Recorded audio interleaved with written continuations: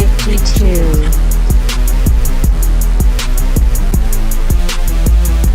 All right, so you want to jump into the solo review? Okay. I mean, we've been itching for it. Solo, a Star Wars story. Young Han Solo finds adventure when he finds a gang of galactic smugglers, including a 196-year-old Wookiee named Chewbacca. Never heard of him. Indebted to the gangster Drayden Voss, the crew divide and travel to the mining planet Kessel to steal a batch of valuable coaxium. In need of a fast ship, Solo meets Lando Calrissian. And trust me, everything that you have met about him is true. The suave owner of the perfect vessel for the dangerous mission, the Millennium Falcon. Now, we already kind of dipped into it a little bit. I am going to agree with all of you, and I will start with JB first. I felt like if this movie wasn't a Star Wars movie, like if they just did a sci-fi gangster heist movie, this would have been a really, really good movie. It would have been up there. People would have been clamoring for more of this. Right. But because it was a Star Wars movie, it did kind of feel like they were shoehorning in a lot of Star Wars to remind us that it was a Star Wars movie. Mm-hmm. Now, in comparison to their other out of the regular trilogy, Rogue One didn't do that.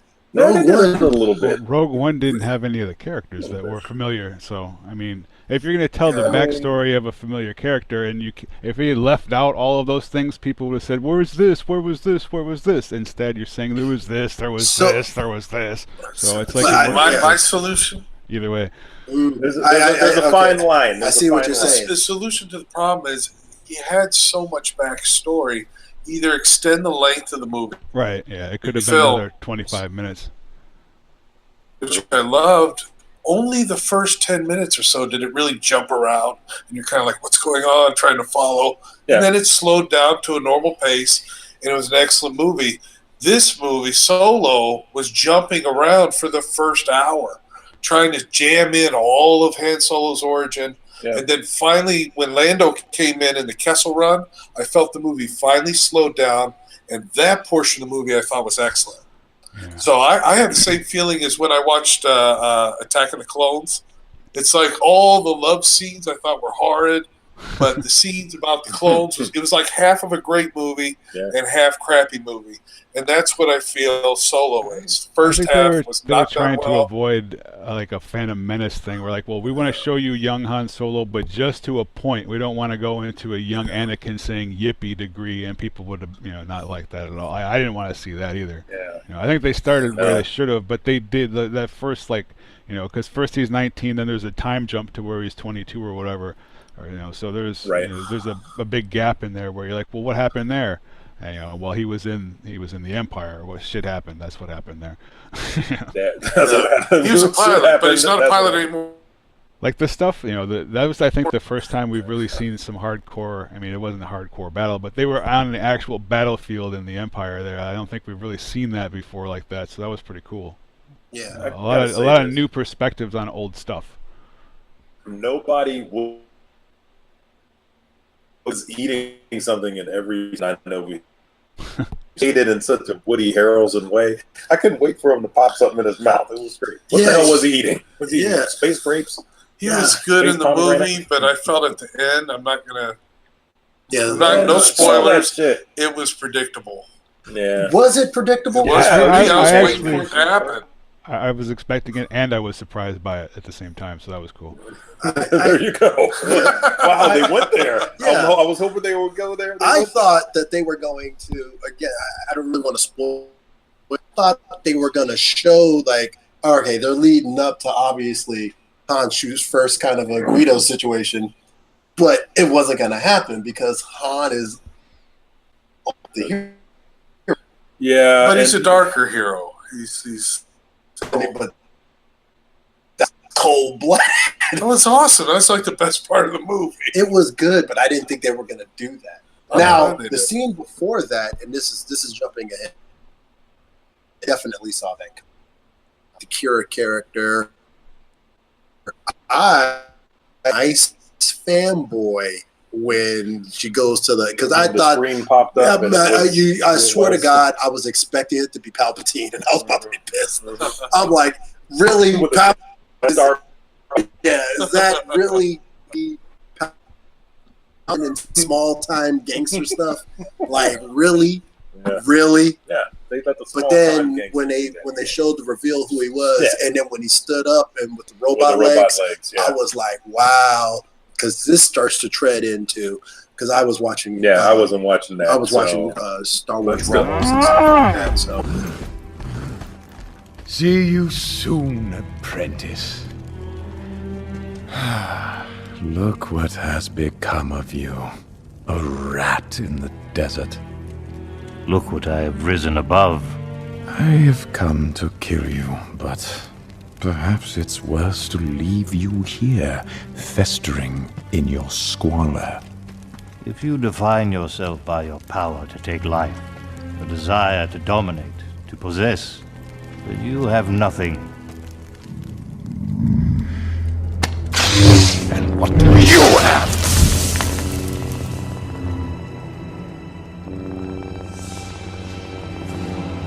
Why come to this place?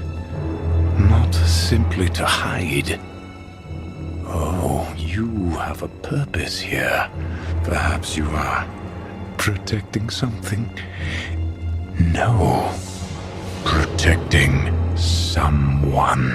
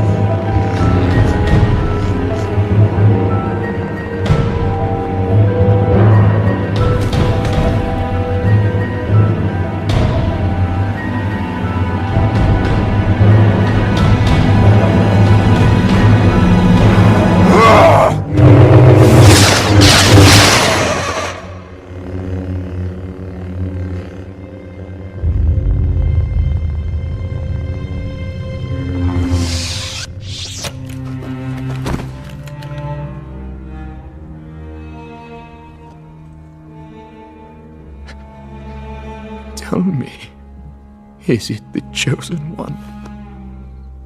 He is. He will avenge us.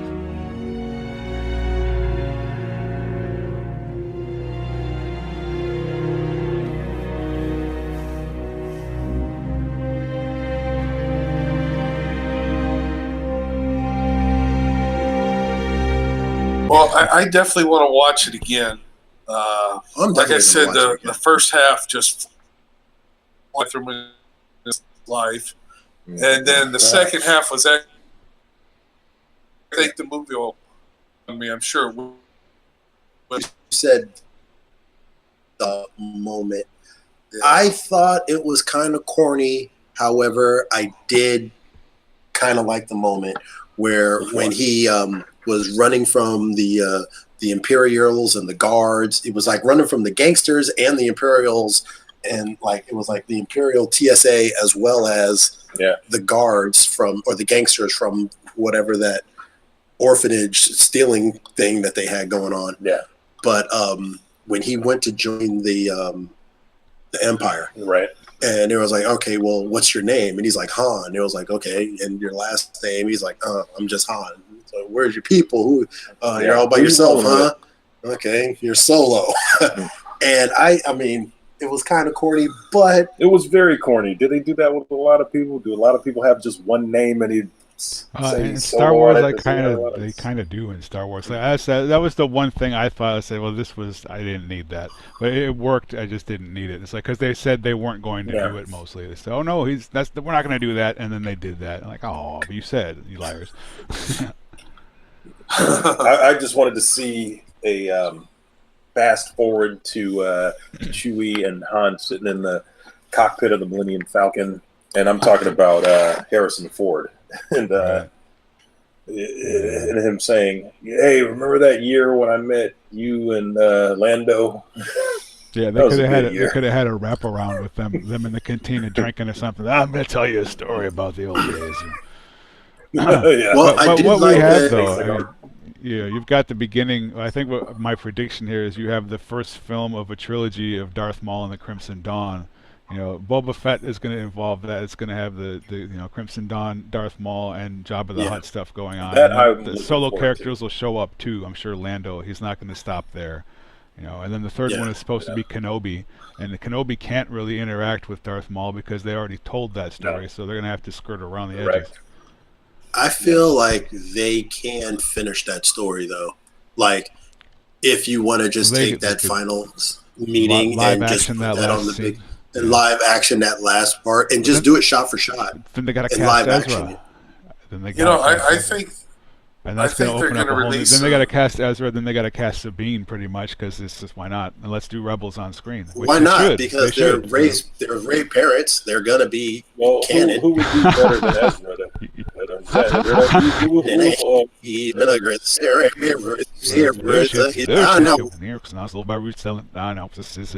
Why not? And let's do Rebels on screen. Why not? Because they're Ray parrots. They're going to be canon. Who would be better than Ezra?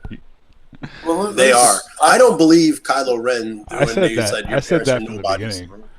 But that's because there's no. I feel like Ryan Johnson. Such a long shot, but it could happen. Completely shit on everything that they did. Everything's going to come back around in Episode 9 and wet your fanboy appetite. They're going to find them. They're going to bring back Thrawn. The whole thing comes together in Episode 9. That would be crazy. And a lot of people that skip it would be very upset later. That's right. Yeah, you know what I bet is going to happen, though, when this comes out on Blu-ray and disc? They're going to have an extended and or director's cut, and it's going to be a lot better.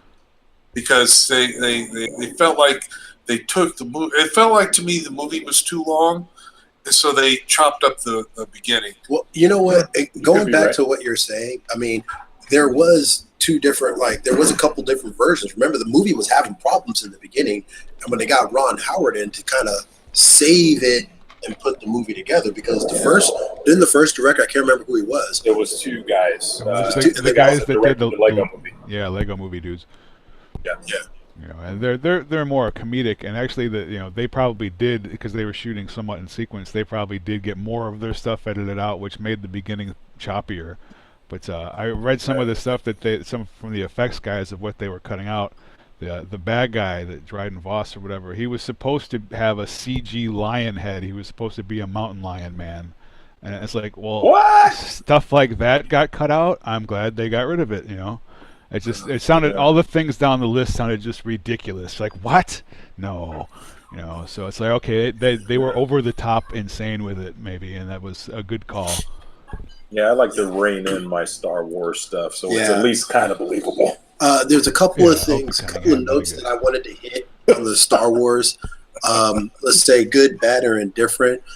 First, I do like the aggressive hug that Han gave Lando, a la the aggressive hug Lando gave Han when he saw him on Bespin. Yeah, bringing him back around. And so they brought that back around. And it was both for Flim. They both did the aggressive. Oh, they even threw in the "I hate you, I know." I mean, come on. But Lawrence Kasdan wrote most of this movie. He wrote Empire, so they're self-referential there. Yeah, I've got to. About this, I like that. Now, and the one thing that I want to say, and maybe it's just me, maybe it's just what I'm noticing track record-wise in Hollywood, but there are a lot of fans. There's millions and millions of fans of the show Game of Thrones. And a lot of those fans, the majority of those fans, they love the Khaleesi. I want to say in like 2014, Khaleesi was like the #1 name for little girls born that year. Terrible. 2004. I swear to God, Khaleesi was the #1 name for little girls. Now, with that being said, just because you love someone on TV, that doesn't mean that star power translates to movies. Because when you look at Emilia Clarke, the string of movies that she's put out they've been bad. People have not liked them. She did like a little lovey one where she was like in love with some dude in a wheelchair. It was horrible. She did Star or Terminator Genesis. Horrible. Was it good? It was not good, John. She wasn't good in it. She was not good in it. By that time, I was so lost in the Terminator series. What's happening here? Yeah. All of the thing about this movie, ask about this question. Like, compare it with, say, The Force Awakens, The Last Jedi, Rogue One, and Solo. Which one did you smile the most times during? Oh yeah. For me, it was definitely Solo. It hit the Star Wars nerve closer than the other ones did. Like, there was all this stuff that looked like it could have been Return of the Jedi outtakes almost, with the skiff guard stuff and all this stuff that was going on, and all the realistically fake aliens with like rubber masks and bullshit instead of CG. I like all that shit. Yeah, I did enjoy that. I did. So, your favorite Star Wars movie thus far, of the new ones? Of the new ones? Rogue One, hands down. That Vader scene at the end is just my shit, because Vader is my dude. I'd have to agree with you. Rogue One for me. I know, but it made me so got cream in my pants. For me, tickling my nostalgia joint was The Force Awakens. It got me excited again about Star Wars. Rogue One, I like that so much because I expected absolutely nothing from Rogue One. I went into Rogue One eyes wide open. I just wanted to see a Star Wars movie. And like you said before, it really didn't have any of our lovable characters, so it didn't really mean anything to me. So what I got from Rogue One, I was like, that was the best Star Wars movie I've ever seen. Yeah, that one took it to the ground level, like they had really done. Piggybacking off of what Harp said, and then that Vader scene, I nerdgasmed all over myself. That was some badass Vader. That reminded you why Vader was the baddest man in the galaxy. There was a lot of links in Rogue One to the Star Wars trilogy. I mean, where was Blue Squadron? Now you know. Yeah. I don't want to spoil it. If you haven't seen it yet, see it. If you have Rogue One, it's free on Netflix. 10 now. You can make a literal top 10 Star Wars movies list. We have 10 now. Awesome. I know what's on the bottom. 3. 3. Yeah, man. 3, 2, 1. Yeah. I love the Return of Revenge of the Sith. That was awesome. It's the best of the worst. The first two, I like. If it's the best of the worst, it wouldn't be at the bottom. Phantom Menace was awful. Attack of the Clones, half the movie was good, half was bad. Or Revenge of the Sith, I thought that was excellent movie. Yeah. Almost like hated it. I didn't hate it. Everything else. I think all the Star Wars movies should have a nice home in December.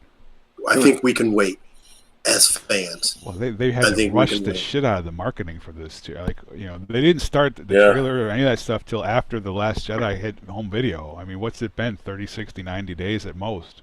They need that 180-day window to push all the toys and get the kids worked up. And there's people that didn't even know this movie was coming out. Like, what? Are you serious? Oh well. I think Disney is going to start doubling up. Maybe we're going to start getting December, June. I think they should just stick it to December, and because Memorial Day is a shitty time to sell tickets anyway. For anybody. Yeah, that's true. True that. They fuck it. Maybe it'll have some longevity. I don't think so, because I went to buy a ticket for tomorrow, and there were 0 people had bought a ticket for tomorrow night at 8 p.m. in the exclusive room where people usually sell it out as 0 tickets. I said, fuck. So it's not doing well. You know, it's I think whatever it's going to be half this week what it was last week, and it's just going to move on. But they'll probably get it on video in like 8 weeks instead of 12. Oh yeah, right. Oh my God, stuff's coming out so fast now. Why did The Force Awakens come out so fast on disc? It seemed like it was out of the theaters for not even maybe a month. That's just how it is now. On the shelves. It's stuck longer at the theaters, but it was a 90-day window. But that the movie played for like 40 days, which they usually don't anymore. Yeah. The same thing that happened with kind of Black Panther. Black Panther was actually still in theaters when it came out on DVD. They're releasing it fast. But it was in theaters for a long time. Yeah. Trying to wring every last cent. Well, I mean, they have it now. You can order a Deadpool 2 Blu-ray right now. I mean, they're up available in the stores for pre-order the day the film comes out in the theater now. It's like, okay, you know, because they've already got the discs made. They're ready to go. They just have to ship them. You know? Yeah. All they got to do is push that, hey, it's time to go button. Because they send the disc to the theaters. That's what the theaters do film anymore. It's a different disc, but I mean, all the stuff that's on the retail disc that you will buy, they shoot all that bonus feature shit. When they have the people there, they don't bring them back anymore like they used to, because they know they're going to put it out, so they just get it all done. So it's so easy for them to do it. They take the file that would go to the theaters, crunch it down for a Blu-ray, push the stuff on it, and stick it on the shelf. Sell that shit. Ralphie D recommends Lost in Space. Danger, Will Robinson. I didn't want to say that. Danger. And I'm not talking about the 60s classic with a classic pedophile on the crew. I'm talking about... You mean the cool one with Joey Tribbiani from like 98? That is not the one either. Well, because they are facing challenging times. This future? It's 30 years in the future, and the family has been chosen to college. They believe will be a better. Is that abruptly thrown off course, and they are thrown into a dangerous alien environment. Now, light years from their original destination, they must forge new alliances and work together to survive. Stranded with the Robinsons are unsettlingly charismatic Dr. Smith and inadvertently charming Don West, two outsiders who are thrown together by circumstance and a mutual knack for deception. Good show. Yeah. They kind of twist around a few things. There's, a lot of color mixing and gender bending. Well, I was personally, I saw this out when it came out. I thought about it and I was like, And then Ralphie said, hey, I watched it. And this is one of those few times where it's like, Ralphie D recommends something. He actually recommended it. And I'm like, you know what? I'm going to put it on books and I'm going to watch it. Man. Yeah, it's good stuff. I love the original. And they never made it back to Earth. Classic. Unfortunately, got canceled before they could.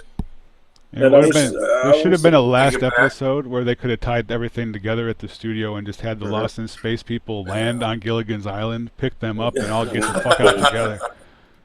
Bam, and that would have been it. And the Harlem Globetrotters would have showed up for no reason whatsoever. Because they always did. Yeah, for real.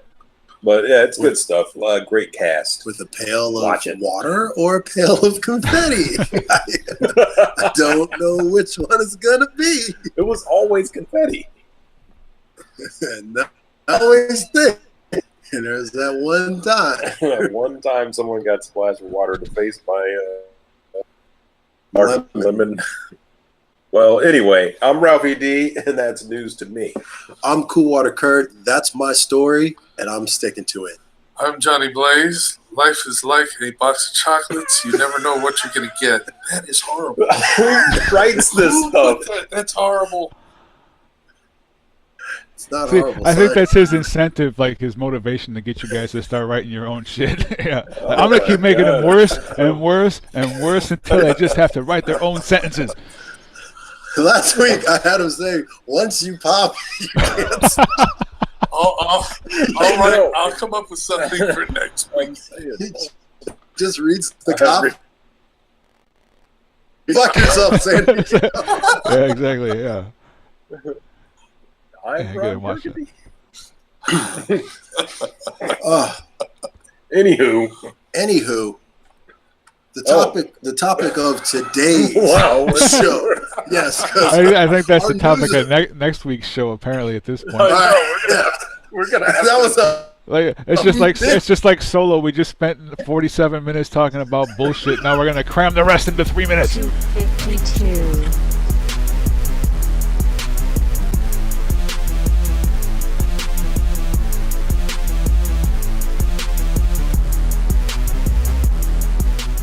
Adonis, pull yourself together.